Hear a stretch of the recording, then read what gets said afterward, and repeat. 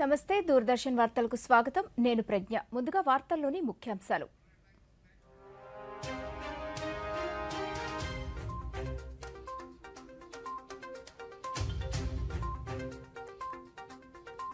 రాజస్థాన్లోని చురు జిల్లాలో ప్రధాని ఎన్నికల ప్రచారం 10 ఏళ్లలో ప్రజా సంక్షేమం కోసం ఎంతో కృషి చేశామన్న నరేంద్ర మోదీ ఎన్నికల మేనిఫెస్టో విడుదల చేసిన కాంగ్రెస్ పేదలకు ఏడాదికి ₹1,00,000 అందిస్తామన్న పార్టీ అధ్యక్షులు మల్లికార్జున ఖర్గే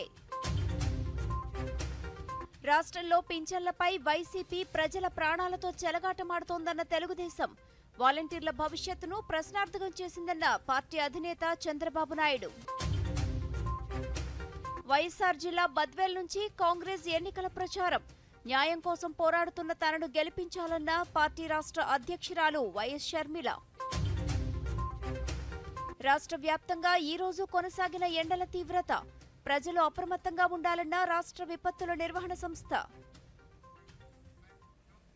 వార్తలను వివరాలు చూద్దాం 10 ఏళ్లలో దేశ ప్రజల సంక్షేమానికి ఎన్డీఏ ప్రభుత్వం ఎంతో కృషి చేసిందని ప్రధానమంత్రి నరేంద్ర మోదీ పేర్కొన్నారు సార్వత్రిక ఎన్నికల నేపథ్యంలో బీజేపీ అభ్యర్థుల తరపున ఆయన రాజస్థాన్లోని చురు జిల్లాలో నిర్వహించిన విజయ సంకల్ప యాత్రలో పాల్గొన్నారు ఈ సందర్భంగా ఆయన మాట్లాడుతూ రాజస్థాన్ అభివృద్ధికి తన ప్రభుత్వం కట్టుబడి ఉందని తెలియజేశారు కొన్ని దశాబ్దాల పాటు కాంగ్రెస్ పార్టీ ఈ దేశాన్ని పాలించినా కోట్లాది మందికి త్రాగునీరు ఇవ్వలేకపోయిందన్నారు పేదలకు ఇళ్లు కట్టించలేదని గ్రామాల అభివృద్ధిని కూడా పట్టించుకోలేదన్నారు దశాబ్దాలుగా పాలించిన పార్టీ దోచుకోవడంలో మాత్రం ముందుందని ప్రభుత్వ ఖజానాను ఖాళీ చేసిందని విమర్శించారు దీంతో ప్రజలు నిరాశలో కూరుకుపోయారని అలాంటి సమయంలో 2014లో పేదల మనిషి అధికారంలోకి వచ్చారని తెలిపారు అప్పటి నుంచి పేదల జీవితాల్లో మార్పులు వచ్చాయన్నారు దేశం మొత్తం తమ కుటుంబంగా భావించి అనేక కార్యక్రమాలు అమలు చేశామన్నారు ప్రపంచం మొత్తం ఆర్థిక ఇబ్బందుల్లో కూరుకుపోయినా భారతదేశం మాత్రం ప్రపంచంలోనే 5వ అతిపెద్ద ఆర్థిక శక్తిగా ఎదిగిందని పేర్కొన్నారు परिवार का वो पिता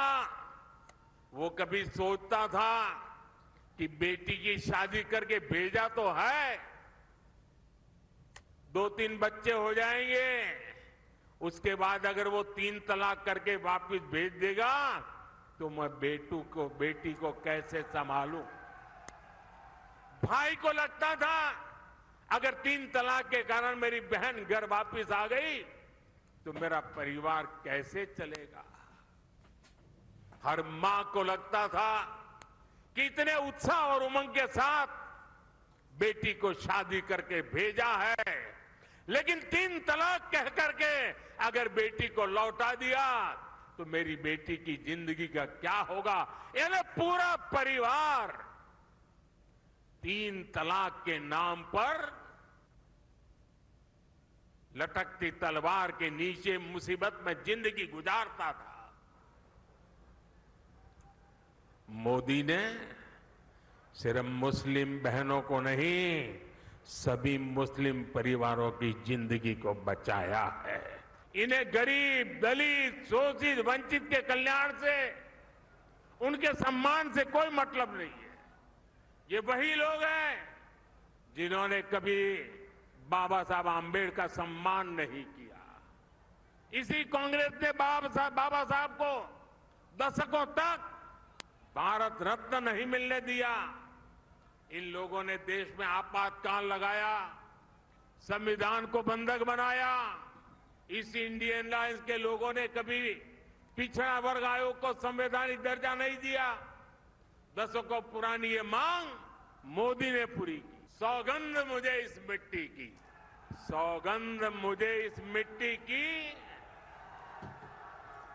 मैं देश नहीं मिटने दूंगा मैं देश సార్వత్రిక ఎన్నికల్లో పోలింగ్ శాతాన్ని మరింత పెంచేందుకు కేంద్ర ఎన్నికల సంఘం చర్యలు తీసుకుంటోంది ఈ క్రమంలోనే గత లోక్సభ ఎన్నికల్లో తక్కువ ఓటింగ్ నమోదైన 266 స్థానాలను గుర్తించింది ఆయా రాష్ట్రాల్లోనూ జాతీయ సగటు 67.4% కంటే తక్కువగా నమోదైంది దీంతో ఈసారి అక్కడ ఓటింగ్ శాతాన్ని పెంచడమే లక్ష్యంగా ఈసీ చర్యలను చేపట్టింది సంబంధిత నియోజకవర్గాల సిబ్బందితో ఈ రోజు కొత్త ఢిల్లీలో సమావేశమైన ఈసీ అధికారులు ఓటర్ భాగస్వామ్యాన్ని పెంచేందుకు వ్యూహరచన చేశారు పోలింగ్ శాతం పెంపు విషయంలో దేశంలోని అన్ని ప్రాంతాలకు ఒకే విధమైన వ్యూహం వ్యూహం పనిచేయదని సంబంధిత నియోజకవర్గాలకు అనుగుణంగా రూపొందించాలని భారత ఎన్నికల ప్రధాన అధికారి రాజీవ్ కుమార్ సూచించారు. ప్రజలు స్వయంగా ముందుకు వచ్చి ఎన్నికల ప్రక్రియలో భాగమయ్యే వాతావరణాన్ని సృష్టించాల్సిన అవసరం ఉందని ఈ సందర్భంగా పేర్కొన్నారు. ఎన్నికల ప్రక్రియలో ఓటర్ల ఉదాసీనతపై రూపొందించిన ఒక బుక్లెట్ను కూడా ఆయన విడుదల చేశారు. లాజిస్టికల్ కార్యకలాపాల క్రమబద్దీకరణ, ఓటర్లలో అవగాహనను పెంపొందించేందుకు ఉద్దేశించిన systematic voter education, electoral participation programme తదితర అంశాలపై ఈ సందర్భంగా చర్చించారు. ప్రతిరోజు సాయంత్రం 4 గంటల నుంచి 5 గంటల మధ్య ఎన్నికలకు సంబంధించిన ఫిర్యాదులను, విజ్ఞాపనలను తమకు నేరుగా అందజేయవచ్చని రాష్ట్ర ప్రధాన ఎన్నికల అధికారి ముఖేష్ కుమార్ మీనా ఒక ప్రకటనలో తెలియజేశారు. రాజకీయ పార్టీలు, సంఘాలు, ఏ వ్యక్తి అయినా సరే ఎన్నికలకు సంబంధించిన విషయాలపై ఫిర్యాదులు, విజ్ఞాపనలు సమర్పించాలనుకుంటే పైన తెలిపిన నిర్ణీత సమయాల్లో రాష్ట్ర సచివాలయంలో నేరుగా కలిసి అందజేయవచ్చన్నారు.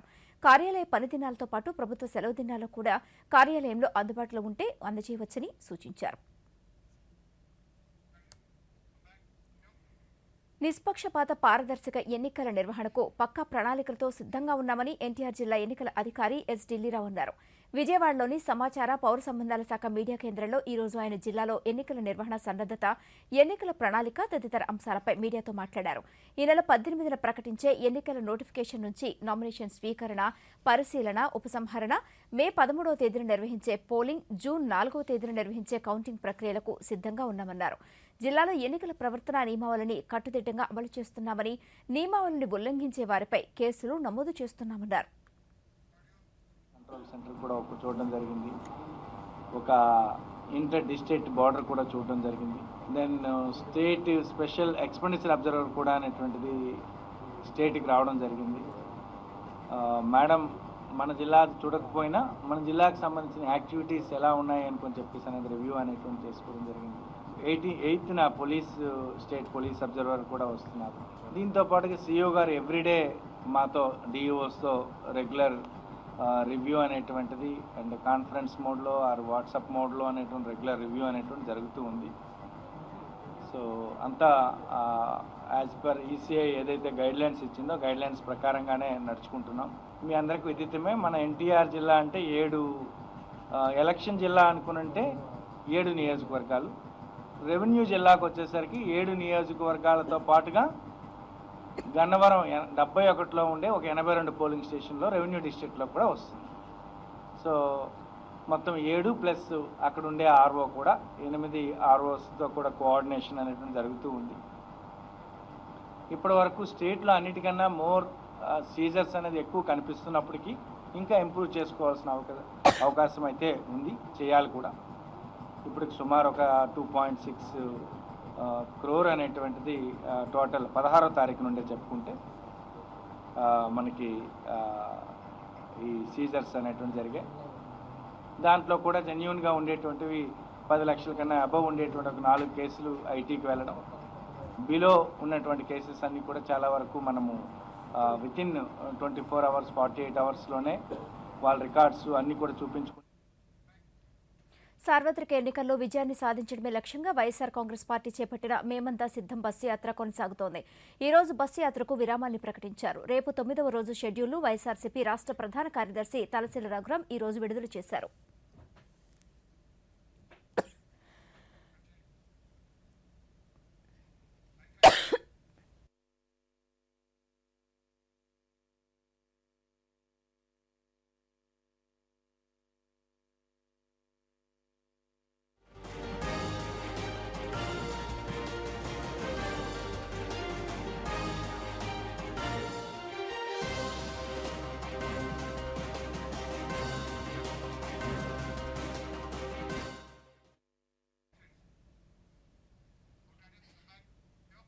ఐదేళ్ల జగన్మోహన్ రెడ్డి పాలనలో రాష్ట్రం రివర్స్ అయిందని తెలుగుదేశం పార్టీ అధినేత నారా చంద్రబాబు నాయుడు పేర్కొన్నారు.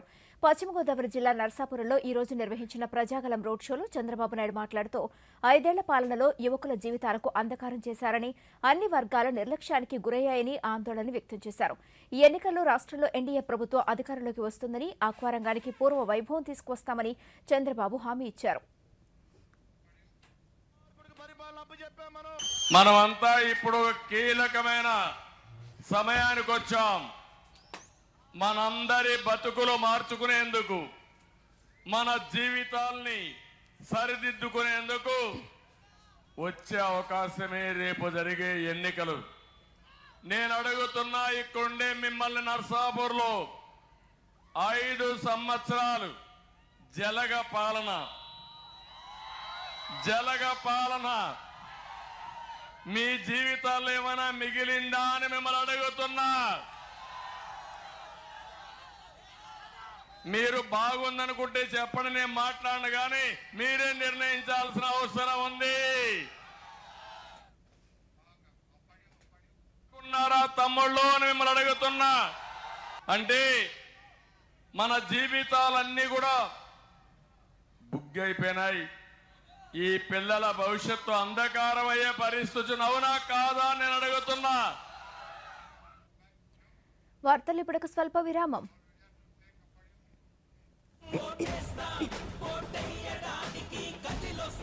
సాధారణ ఎన్నికలు లోక్సభ మరియు ఆంధ్రప్రదేశ్ శాసనసభ 2024 పోలింగ్ తేదీ 13 మే 2024. ఓటు వేయడానికి సిద్ధంగా ఉండండి. తెలివైన ఓటరుగా ఉండండి. నమోదు నుండి ఎన్నికల ఫలితాల వరకు మీ ఓటు వివరాలు, పోలింగ్ స్టేషన్ చిరునామా, అభ్యర్థుల సమాచారం, అన్ని వివరాలు ఒకే చోట. నేడే ఓటర్స్ హెల్ప్ లైన్ యాప్ ని డౌన్లోడ్ చేసుకోండి. Be a smart voter. జారీ చేయువారు ప్రధాన ఎన్నికల అధికారి, ఆంధ్రప్రదేశ్.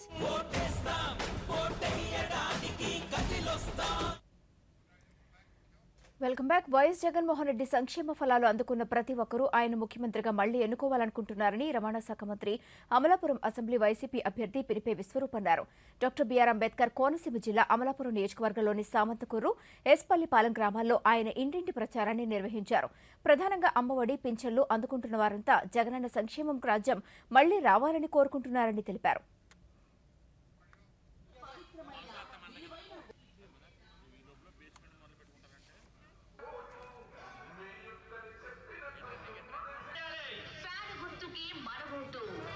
అమలాపురం అసెంబ్లీ అభ్యర్థిగా ఎన్నికల ప్రచారంలో భాగంగా అల్లవరం మండలం సామంతకూరు, ఎస్పల్లిపాలెం పంచాయతీల్లో పర్యటించడం జరుగుతుంది. వాటర్లో అపూర్వ స్పందన కనిపిస్తుంది. జగన్మోహన్ రెడ్డి గారి యొక్క సంక్షేమ ఫలాలు అందుకున్న ప్రతి ఒక్కరూ జగన్మోహన్ రెడ్డి గారు మళ్ళీ ముఖ్యమంత్రి కావాలని కోరుకుంటున్నారు. అమ్మఒడి అందుకుంటున్న ప్రతి అవ్వ ఇవాళ జగన్మోహన్ రెడ్డి గారిని మళ్ళీ ముఖ్యమంత్రి కావాలనుకుంటున్నారు. నాడు నేడు ద్వారా చదువుకుంటున్న విద్యార్థులందరూ కూడా జగన్మామ మళ్ళీ ముఖ్యమంత్రి కావాలనుకుంటున్నారు.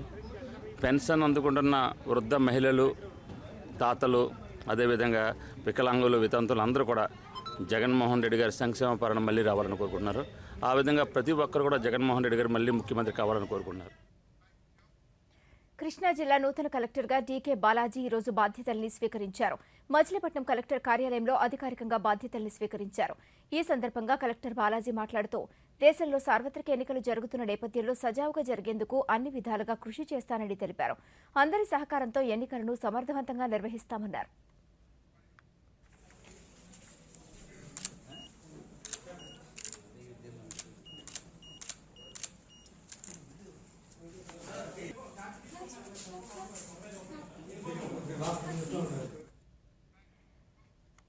చెన్నై విజయవాడ రైల్వే లైన్లో గుంటూరు జిల్లా తాడేపల్లి కృష్ణా కెనాల్ వద్ద బొగ్గు గూడ్స్ రైల్లో మంటలు చెలరేగాయి.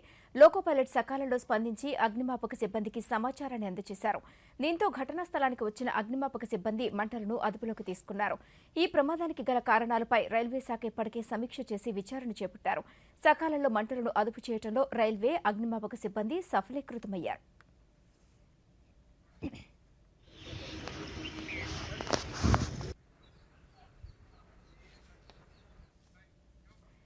రాష్ట్రంలో పింఛన్ల విషయంలో వైఎస్ఆర్సీపీ ప్రజల ప్రాణాలతో చెలగాటమాడుతోందని ఆ పార్టీ అధినేత చంద్రబాబు నాయుడు విమర్శలను గుప్పించారు.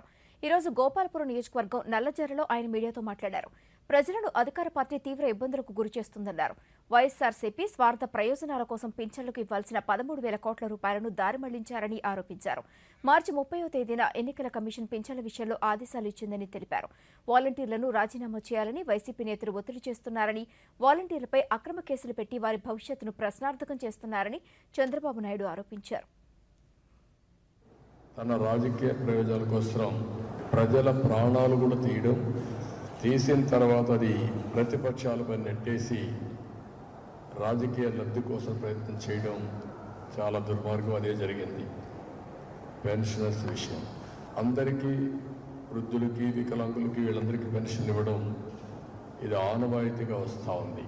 ఎప్పుడు కూడా ఏ ప్రభుత్వం కూడా ఇంకొక ప్రభుత్వానికంటే మెరుగైన సేవలు అందించి తద్వారా పేరు తెచ్చుకుంటే తప్పు లేదు. కానీ ప్రజల ప్రాణాలకు ఆస్తులకు రక్షణగా నిలవలసిన ప్రభుత్వమే వాళ్ళకి ఇబ్బంది పెట్టే పరిస్థితి రావడం చాలా బాధాకరం. రాజకీయాలన్నింటివి మనం చేసే పన్ను వల్ల ఓట్లు పడాలి తప్ప ప్రజల్ని ఇబ్బంది పెట్టి తప్పుడు సమాచారం ఇచ్చి ఇవన్నీ చేయడం చాలా దారుణం, చాలా బాధాకరం. వైఎస్సార్ జిల్లా బద్వేల్ నియోజకవర్గం నుంచి కాంగ్రెస్ పార్టీ రాష్ట్ర అధ్యక్షురాలు ముఖ్యమంత్రి వైఎస్ జగన్మోహన్ రెడ్డి సోదరి వైఎస్ షర్మిల ఈ రోజు ఎన్నికల ప్రచారాన్ని ప్రారంభించారు. కాశీనాయన మండలం ఆమగంపల్లె నుంచి ప్రారంభమై నియోజకవర్గంలోని 7 మండలాల మీదుగా సాగే ఈ యాత్రలో వైఎస్ సునీత కూడా ప్రచారంలో పాల్గొన్నారు. కడప ఎంపీగా పోటీ చేస్తూ న్యాయం కోసం పోరాడుతున్న తనను గెలిపించాలని కోరారు. హంతకులకు ఓటు వేస్తారో, న్యాయం కోసం పోరాడుతున్న తనకు ఓటు వేస్తారో ప్రజలే నిర్ణయించుకోవాలని ఘాటుగా వ్యాఖ్యానించారు. ముఖ్యమంత్రిగా జగన్మోహన్ రెడ్డి ప్రభుత్వంలో వైఎస్సార్ జిల్లాలో ఒక్క అభివృద్ధి కార్యక్రమం కూడా చేయలేదన్నారు. స్టీల్ ప్లాంట్ ఊసేలేదని, ప్రత్యేక హోదాను తీసుకురావడంలో జగన్ విఫలమయ్యారన్నారు.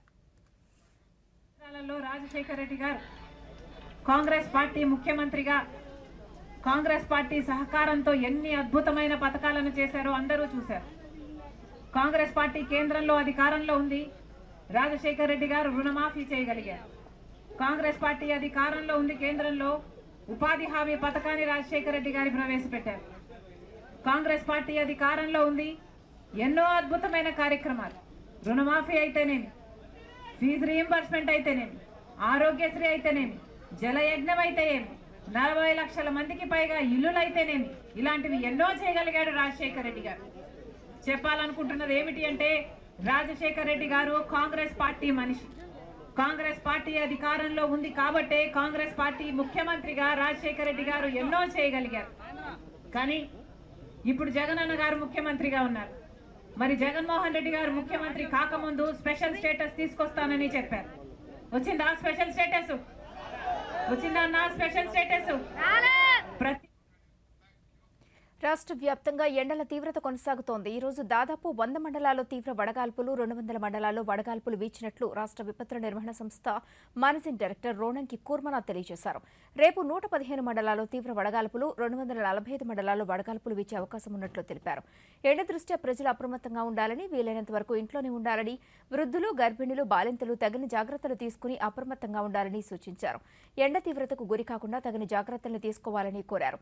తరచుగా మజ్జిగ, ఓఆర్ఎస్ కలిపిన ద్రావణాలు తీసుకోవాలని తెలిపారు. వడదెబ్బ తగిలితే తీవ్ర తలనొప్పి, తల తిరగడం, తీవ్రమైన జ్వరం వంటి లక్షణాలు కనిపిస్తాయని వెంటనే వైద్యులను సంప్రదించాలని సూచించారు. సార్వత్రిక ఎన్నికల నేపథ్యంలో కాంగ్రెస్ పార్టీ తన మేనిఫెస్టోను ఈ రోజు విడుదల చేసింది. న్యాయపత్ర 2024 పేరుతో ఈ మేనిఫెస్టోను విడుదల చేసింది. దీనిలో 5 న్యాయ పథకాలు, 25 హామీలతో మొత్తం 48 పేజీలను మేనిఫెస్టోను రూపొందించింది.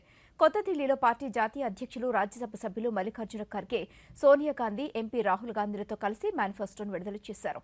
ఈ సందర్భంగా మల్లికార్జున ఖర్గే మాట్లాడుతూ అభివృద్ధి, సంక్షేమం ప్రాతిపదికగా మేనిఫెస్టోను రూపొందించామని, పార్టీ అధికారంలోకి రాగానే దేశవ్యాప్తంగా కులగణన చేపడతామన్నారు. దేశవ్యాప్తంగా అన్ని జిల్లాల్లో ప్రభుత్వ మెడికల్ కళాశాలలతో పాటు ఆసుపత్రుల్ని నిర్మిస్తామని తెలిపారు. యూనివర్సిటీల్లో వివక్షకు గురవుతున్న విద్యార్థులకు న్యాయం చేసేందుకు రోహిత్ వేముల యాక్ట్ అమలు చేస్తామని చెప్పారు. వెనుకబడిన పేద మహిళలకు ఏడాదికి ₹1,00,000 ఆర్థిక సహాయం బ్యాంక్ అకౌంట్లో జమ చేయనున్నట్లు చెప్పారు. ప్రభుత్వ ఉద్యోగాలలో 50% మహిళలకు రిజర్వేషన్ను ప్రకటించారు. चली भारत जोड़ो न्याय यात्रा में 5 पिलर्स पर ध्यान केंद्रित किया गया था. यात्रा के दौरान युवा न्याय, किसान न्याय, नारी न्याय, श्रमिक न्याय और हिस्सेदारी न्याय की घोषणा की गई थी. जहां कहीं भी हम गए इन न्याय की बात हमने करी थी और इसकी गारंटी भी हमने दी है. इन 5 पिलर्स में से 25 गारंटी निकलते हैं. हर 25 गारंटी ने किसी न किसी को लाभ मिलने का इसके अंतर्गत यहाँ पर हमारे मैनिफेस्टो में भी है और इसके लिए जो हम पहले से ही करते हुए आए हैं वो भी हमने इसका उल्लेख किया है। ఇప్పుడు ఒక చిన్న విరామం. తొందరగా టిఫిన్ ప్యాక్ చేయండి. రాజు, మొబైల్ వదిలేయ్. అక్క, బ్యాంక్ నంబర్ కావాలి. రిఫండ్ రాలేదు. దొరికింది. ఇప్పుడే కాల్ చేస్తానక్క. నెంబర్ గురించి తెలుసుకోకుండా తరచూ మోసగాళ్లు నకిలీ బ్యాంక్ వెబ్సైట్ మరియు మోసపూరిత నెంబర్లతో డబ్బు కాజేస్తారు. మరైతే సరైన నంబర్ బ్యాంక్ అఫీషియల్ వెబ్సైట్ లేదా కార్డ్ పైన. మీరు నన్ను కాపాడారక్క. పని నుండి కాదు. చేస్తాను. ఆర్బీఐ చెబుతుంది, సరైన ఆర్థిక వ్యవహారమే మిమ్మల్ని కాపాడుతుంది. Welcome back. కాంగ్రెస్ మేనిఫెస్టోకు న్యాయపత్రాన్ని పేరు పెట్టడం విడ్డూరంగా ఉందని బీజేపీ జాతీయ అధికార ప్రతినిధి సుధాంశు త్రివేది విమర్శించారు. కొత్త ఢిల్లీలో ఈ రోజు ఆయన మీడియాతో మాట్లాడుతూ అధికారంలో ఉన్నంతకాలం కాంగ్రెస్ పార్టీ యువతకు, దేశ ఆర్థిక వ్యవస్థకు, ఉద్యోగులకు, రక్షణ రంగానికి ఎలాంటి న్యాయం చేయలేదన్నారు. ఎన్నో ఏళ్లుగా దేశానికి అన్యాయం చేసిన కాంగ్రెస్ పార్టీ న్యాయపత్ర పేరుతో మేనిఫెస్టో ప్రకటించడం హాస్యాస్పదంగా ఉందన్నారు. కాంగ్రెస్ పార్టీ గతంలో ఇచ్చిన హామీలేవి అధికారంలో ఉన్నప్పుడు నెరవేర్చలేదని గుర్తు చేశారు. ప్రతిపక్ష పార్టీ ప్రస్తుతం తమ చుట్టూ ఏం జరుగుతుందో తెలుసుకోలేకపోతోందని పేర్కొన్నారు. ప్రజల్లో గందరగోళాన్ని సృష్టించేందుకే కాంగ్రెస్ మేనిఫెస్టోను రూపొందించిందని పేర్కొన్నారు. न्याय पत्र मतलब 55 साल तो अन्याय किए हैं मान लिए, जिन्होंने भारत की युवाओं की क्षमता के साथ न्याय नहीं किया, जिन्होंने भारत की आर्थिक क्षमता के साथ न्याय नहीं किया, जिन्होंने भारत की औद्योगिक क्षमता के साथ न्याय नहीं किया, जिन्होंने भारत की सैन्य क्षमता के साथ न्याय नहीं किया, जिन्होंने भारत की सुरक्षा के साथ न्याय नहीं किया, जिन्होंने भारत की सामाजिक समरसता के साथ न्याय नहीं किया, जिन्होंने भारत की योग्यता के साथ कभी न्याय नहीं किया, वो जब भेष बदल कर आकर आज ये कहने का प्रयास करते हैं तो भारत की जनता पूरी तरीके से आश्वस्त है। और मजे की बात, विदेशी फोटो लगाते हैं।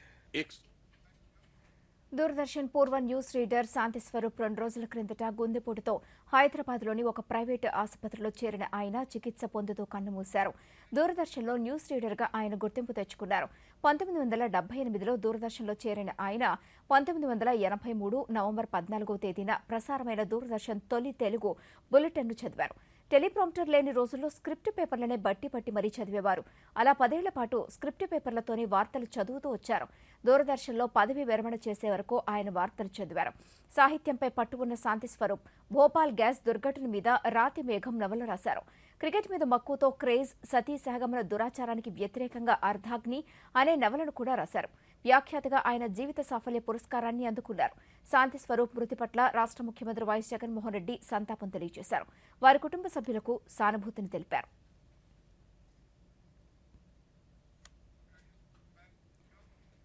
దేశ ఉప ప్రధాని బాబు జగజీవన్ రామ్ జీవితం అందరికీ ఆదర్శనీయమని, ఆయన జీవితాన్ని ప్రేరణగా తీసుకుని యువత ఉన్నతంగా ఎదగాలని రాష్ట్ర సాంఘిక సంక్షేమ శాఖ ప్రిన్సిపల్ సెక్రటరీ కె హర్షవర్ధన్ తెలిపారు.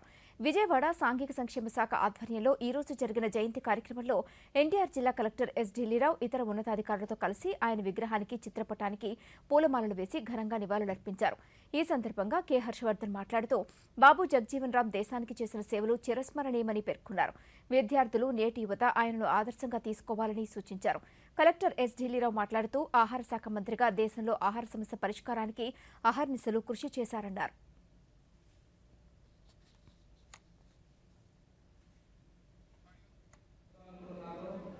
ముఖ్యంగా మనము బాబు జగజీవన్ గురించి మనకి స్టేజ్ మీద అధికారులందరూ కూడా చాలా వివరంగా చెప్పారు. దీనికి ఇంకా కదా ముందుకు వెళ్తే కనుక ఆయన లైఫ్ హిస్టరీ అంతా కూడా మనము రిక్వెస్ట్ సెక్రటరీ మహేష్ చిన్న బుక్లెట్స్ లాంటివి మనం స్టూడెంట్స్కి ఇవ్వాలి. Both Jagjivan Ram, Phule and Ambedkar చిన్న చిన్న బుక్లెట్స్ ఉంటే కొంచెం చూసి, అంటే పెద్ద పెద్ద వాల్యూమ్స్ అవసరం లేదు. అదేంటే కనుక మనం you can give to all our students. మన బీసీ వెల్ఫేర్లో కూడా కలుపుకొని BC welfare and social welfare. So ఏంటంటే ఇవన్నీ కూడా inspiration is very important. Motivation, inspiration ఎక్కడి నుంచి వచ్చారో, ఎలాగొచ్చారో అనుకుంటానే మనకి ఏ రకంగా ఏర్పడుతుంది ఫ్యూచర్లో అన్నది కూడా చూసుకోవాలి. ఎందుకంటే అటువంటి మహానుభావుడు ఈ జయంతి ఉత్సవాలు చేస్తున్నాము అనుకోనంటే, ఎందుకు స్మరించుకుంటున్నాము అనుకోనంటే, అతనిలో ఉండేటువంటి ఆ వ్యక్తిత్వము, ఆ గొప్పతనాన్ని అంతటినీ కూడా ఒకసారి ఇప్పుడు ఉండేటువంటి జనానికి, ప్రజలకి తెలియాలి అనుకొని చెప్పేసి అన్నది ఒకటి. అటువంటి గొప్ప వ్యక్తి అది కేవలం ఏ ఎస్సీసీకి సంబంధించిన లీడర్ కానే కాదు, అందరికీ సంబంధించినటువంటి లీడర్ అనేటువంటి మెసేజ్ అది కూడా ప్రజల్లోకి తీసుకువెళ్లాల్సినటువంటి ఆవశ్యకత కూడా. దేశ రాజకీయాల్లో విప్లవాత్మక సంస్కరణలు తీసుకువచ్చిన గొప్ప మహనీయుడు డాక్టర్ బాబు జగజీవన్ రామ్ అని చిత్తూరు పార్లమెంటు సభ్యులు రెడ్డప్ప పేర్కొన్నారు. చిత్తూరులో జరిగిన జయంతి కార్యక్రమంలో ఆయన విగ్రహానికి పూలమాలలు వేసి నివాళులర్పించారు.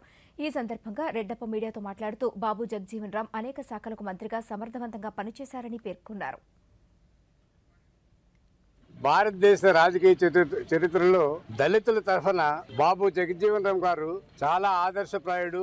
దళిత జాతులకు దేవుళ్లాగా దళిత హక్కులను కాపాడిన మొట్టమొదటి వ్యక్తి ఎవరన్నా ఉంటే జగజీవన్ రామ్ గారే. డాక్టర్ బిఆర్ అంబేద్కర్ గారు ఇతర దేశాల్లో చదువుకొని వచ్చినప్పటికీ, రాజ్యాంగాన్ని నిర్మించినప్పటికీ, ఈ రాజ్యాంగంలో పొందుపరిచిన విషయాలన్నింటినీ దళితుల పక్షపాతిగా రిజర్వేషన్ ఇంప్లిమెంట్ చేయడంలో ఆయన అన్ని ప్రభుత్వాల్లో కేబినెట్ హోదా అనుభవిస్తూ రక్షణ శాఖ మంత్రిగా, ఆహార శాఖ మంత్రిగా, రైల్వే శాఖ మంత్రిగా ఆయన చేయని ఉద్యోగం మంత్రిత్వ శాఖ అంటూ ఏమిటి అన్ని శాఖల్లో పనిచేస్తూ తిరుపతి జిల్లా శ్రీకాళహస్తిలోని భారత్ స్కౌట్స్ అండ్ గైడ్స్ ఆధ్వర్యంలో బాబు జగజీవన్ రామ్ జయంతి కార్యక్రమం ఘనంగా జరిగింది.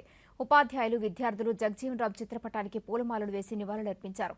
ఈ సందర్భంగా scouts and guides youth chairman Sheikh Azharuddin మాట్లాడుతూ దేశ స్వాతంత్ర్యం కోసం పోరాడుతూ సామాజిక సమానత్వం, అణగారిన వర్గాల హక్కుల కోసం అలుపెరగని పోరాటం సాగించారన్నారు. బాబు జగజీవన్ రామ్ గారు స్వాతంత్ర సమర్థ వీరుడు కాబట్టి ఆయన చేసిన మన స్వాతంత్రం వచ్చడానికి ఎలా కష్టపడ్డారనేది మేము స్కౌట్స్ అండ్ గైడ్స్ పిల్లలకి వివరించడం జరిగినది.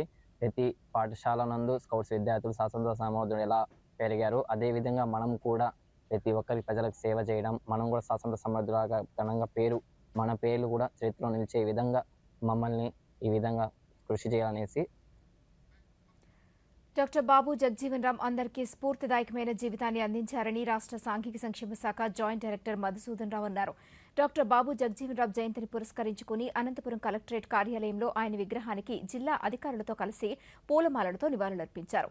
అనంతరం మధుసూదన్ రావు దూరదర్శన్తో మాట్లాడుతూ యువత బాబు జగజీవన్ రావు జీవితాన్ని ఆదర్శంగా తీసుకోవాలని అన్నారు. దేశానికి ఆయన అందించిన సేవలు మరువలేనివన్నారు. 117వ జయంతి వేడుకల్ని అనంతపురం జిల్లా కలెక్టరేట్లో ఘనంగా నిర్వహించడం జరిగింది. 50 సంవత్సరాల పార్లమెంట్ అయిన గాను 30 సంవత్సరాల దాంట్లో సెంట్రల్ మినిస్టర్ గాను సుదీర్ఘమైన రాజకీయ జీవితం. వేసవి ఎండ తీవ్రత, వడగాల్పుల బారిన పడకుండా ప్రజలు అప్రమత్తంగా ఉండాలని గుంటూరు జిల్లా వైద్య ఆరోగ్య శాఖ అధికారి విజయలక్ష్మి సూచించారు. గుంటూరులో ఆమె దూరదర్శన్తో మాట్లాడుతూ ఎండల నుంచి రక్షణ పొందేలా వస్త్రధారణ ఉండాలని, తీసుకునే ఆహారం పట్ల జాగ్రత్తలు తీసుకోవాలని ఆమె సూచించారు.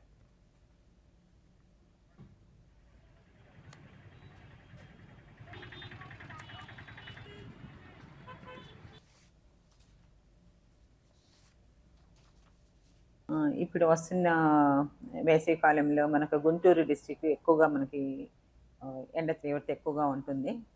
ఈ సమ్మర్ అంతా కూడాను కాటన్ దుస్తులు, తెల్లని కాటన్ దుస్తులు ధరించాలి. వీలైనంత వరకు ఎక్కువగా మంచినీళ్ళు తాగటం, తర్వాత వీలైనంత వరకు మనము 11 నుంచి సాయంత్రం 3-4 వరకు బయటికి వెళ్లకుండా ఉండటం. ప్రశాంత వాతావరణంలో సార్వత్రిక ఎన్నికలు నిర్వహించడమే లక్ష్యంగా పనిచేస్తామని చిత్తూరు జిల్లా ఎస్పీ విఎన్ మణికంఠ చందోలు తెలిపారు. చిత్తూరు జిల్లా 67వ ఎస్పీగా జిల్లా పోలీస్ కార్యాలయంలో ఈ రోజు ఆయన బాధ్యతల్ని స్వీకరించారు. ఈ సందర్భంగా ఆయన మాట్లాడుతూ రాష్ట్రంలో జరగనున్న ఎన్నికల పోలింగ్ ప్రక్రియను స్వేచ్ఛగా, ప్రశాంత వాతావరణంలో నిర్వహించేందుకు అన్ని చర్యలు తీసుకుంటామని తెలిపారు. ప్రజలు నిర్భయంగా తమ ఓటు హక్కును వినియోగించుకునేలా పటిష్ట ఏర్పాట్లు చేస్తామని వెల్లడించారు.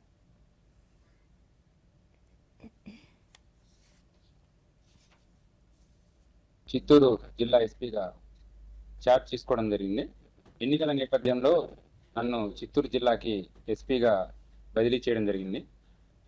నా ముందున్న మొదటి ప్రియారిటీ ఎన్నికలు ప్రశాంతంగా జరగాలి. సో ఢిల్లీ మద్యం కేసులో కీలక పరిణామం చోటు చేసుకుంది. ఈ కేసులో బీఆర్ఎస్ ఎమ్మెల్సీ కవితను ప్రశ్నించేందుకు కేంద్ర దర్యాప్తు సంస్థ సీబీఐ కోర్టు అనుమతి కోరింది.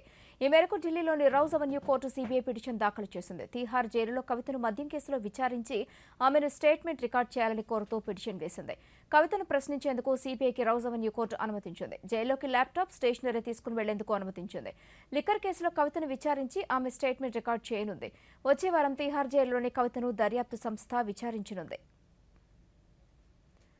Reserve Bank of India RBI మరొకసారి కీలక వడ్డీ రేట్లను యథాతథంగా కొనసాగించింది. రెపో రేటును 6.5% వద్ద స్థిరంగా ఉంచుతున్నట్లు ప్రకటించింది.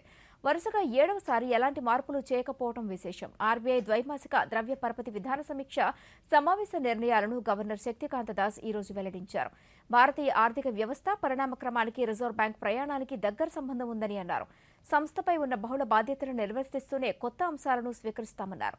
నూతన ఆవిష్కరణల కోసం ప్రయత్నిస్తామని తెలియజేశారు. ఆర్బీఐ ఇటీవలే 90వ వార్షికోత్సవం నిర్వహించుకుందని తెలిపారు. ఈ వార్తలు ఇంతటితో సమాప్తం. నమస్కారం.